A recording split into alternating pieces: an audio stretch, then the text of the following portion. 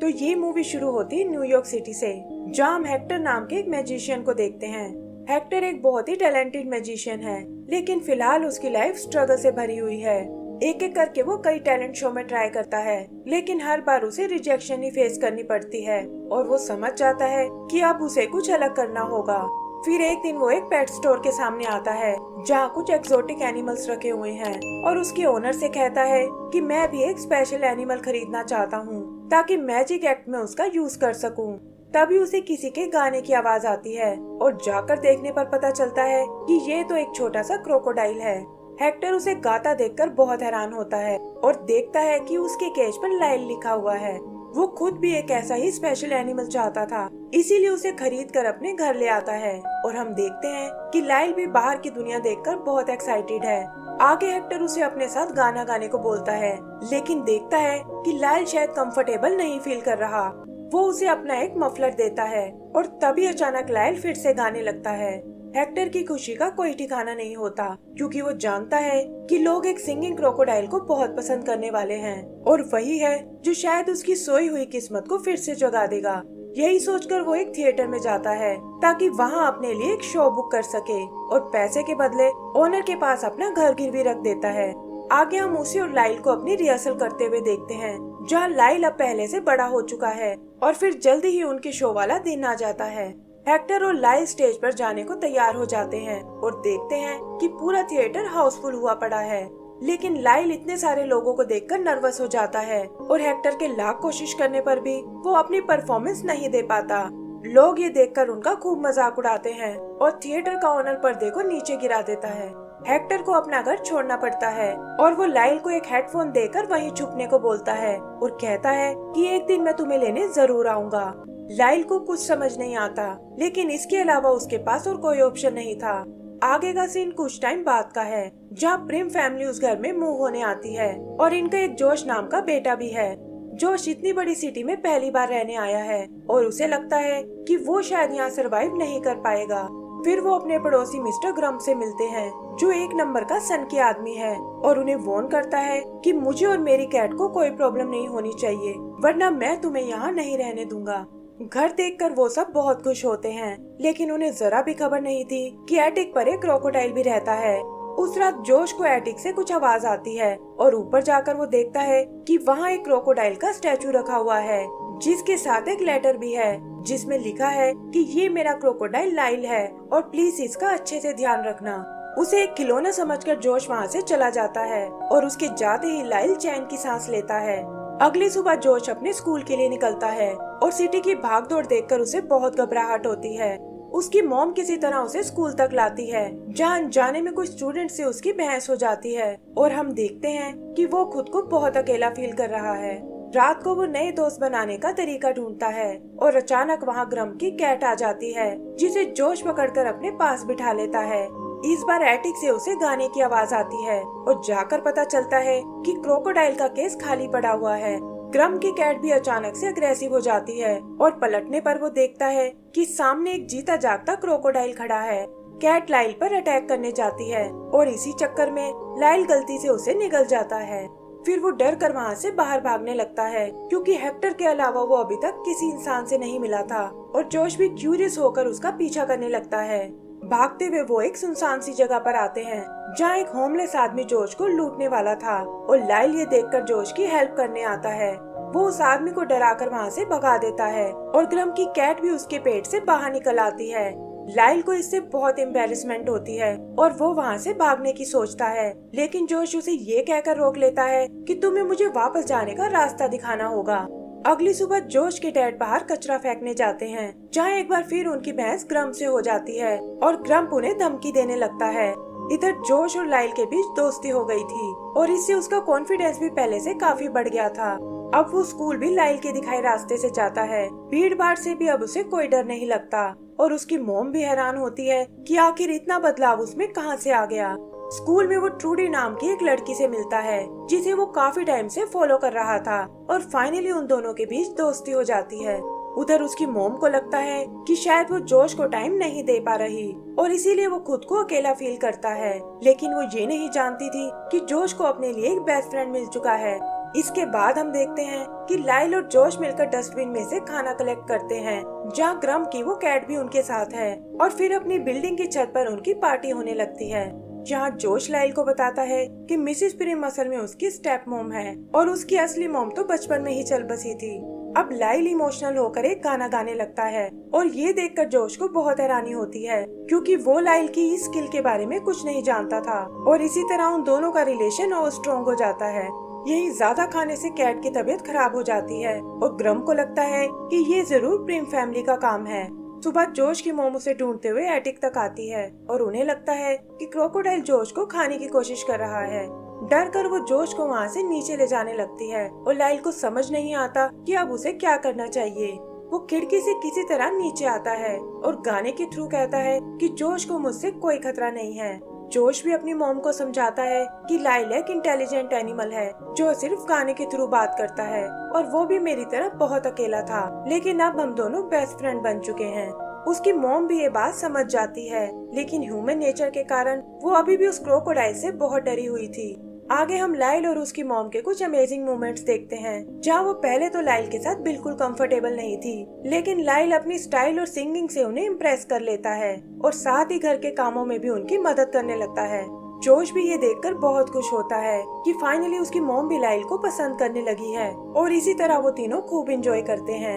यही एक सीन में हम ग्रम को देखते हैं, जिसे प्रिम फैमिली पर शक होने लगा था और उन पर नजर रखने के लिए वो कैमरास लगा देता है।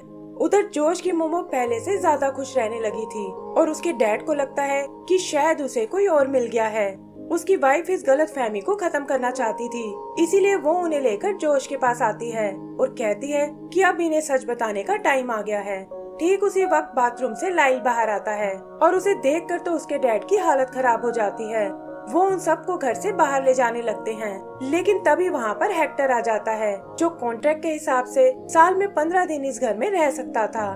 लाइल हेक्टर को देखकर बिल्कुल खुश नहीं होता, क्योंकि वो अभी भी उससे बहुत नाराज था, लेकिन हेक्टर किसी तरह उसे मना लेता है और इससे लाइल का गुस्सा भी शांत हो जाता है।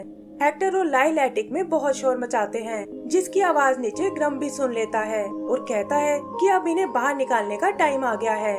जोश के डैड को हेक्टर बिल्कुल पसंद नहीं आता, लेकिन उसकी फैमिली हेक्टर के साथ घुल मिल जाती है और वो लाइल को लेकर सिटी में घूमने निकल जाते हैं, जहाँ लाइल भी इस नए एक्सपीरियंस को बहुत एंजॉय करता है।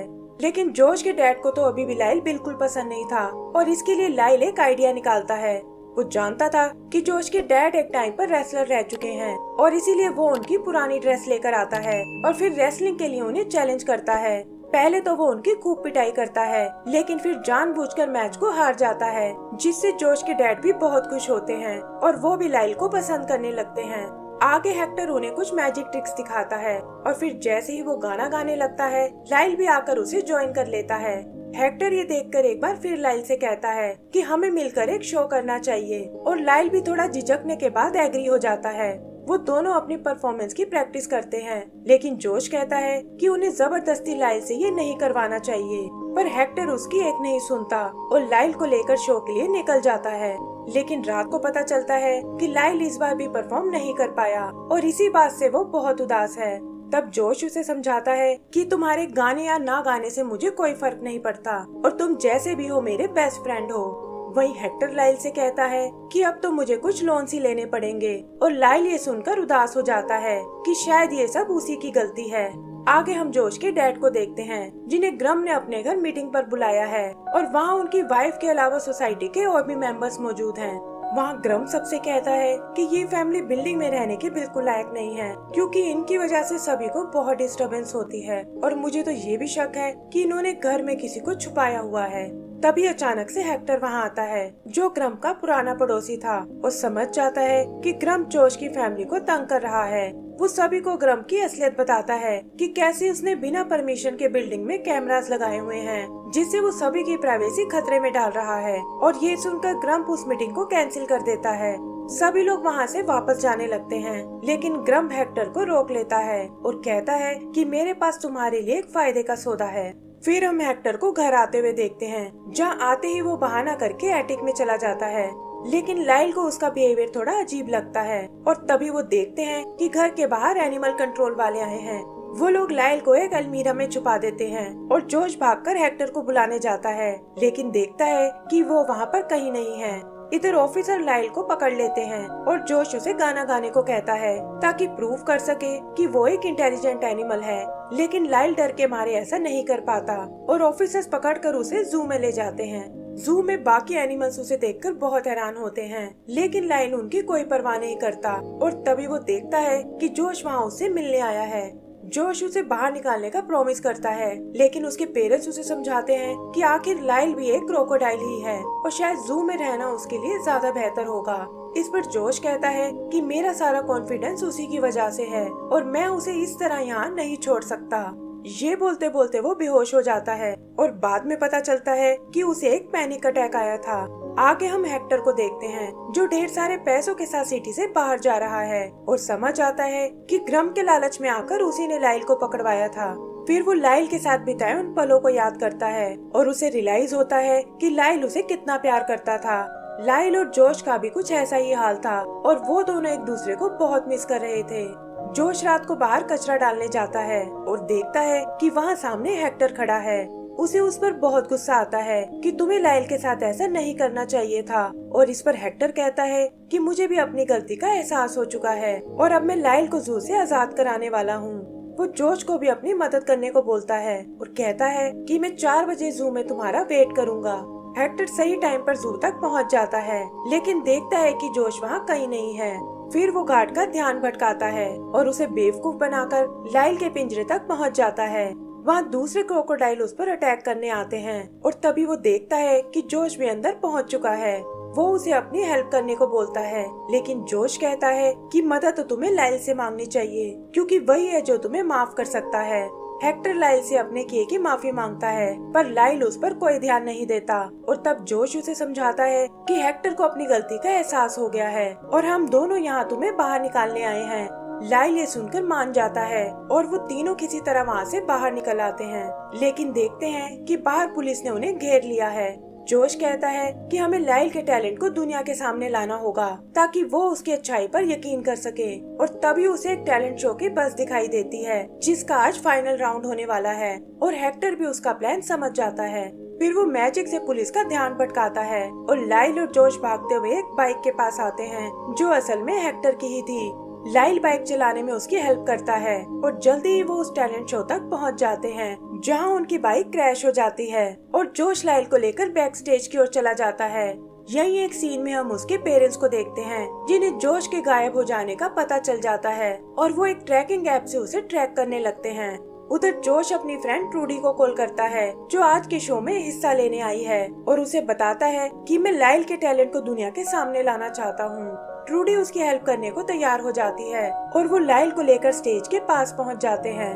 फिर जोश लाइल को खींचकर स्टेज पर लाता है और ऑडियंस के साथ साथ जज भी उसे देखकर डर जाते हैं। पुलिस भी उन्हें पकड़ने आ जाती है और जोश लाइल से कहता है कि अब ये तुम्हारे पास आखिरी मौका है और तुम्हें अपना टैलेंट दिखाना ही होगा। उसे नर्वस होता देख वो उसे अपने साथ मिलकर गाने को बोलता है, लेकिन लाइल अभी भी हिम्मत नहीं कर पाता और जोश अपनी बेसुरी आवाज में अकेला ही गाने लगता है। तभी लाइल देखता है कि लोग जोश की आवाज का मजाक उड़ा रहे हैं और ये देखकर वो खुद को नहीं रोक पाता और माइक पकड़कर गाना शुरू कर देता है।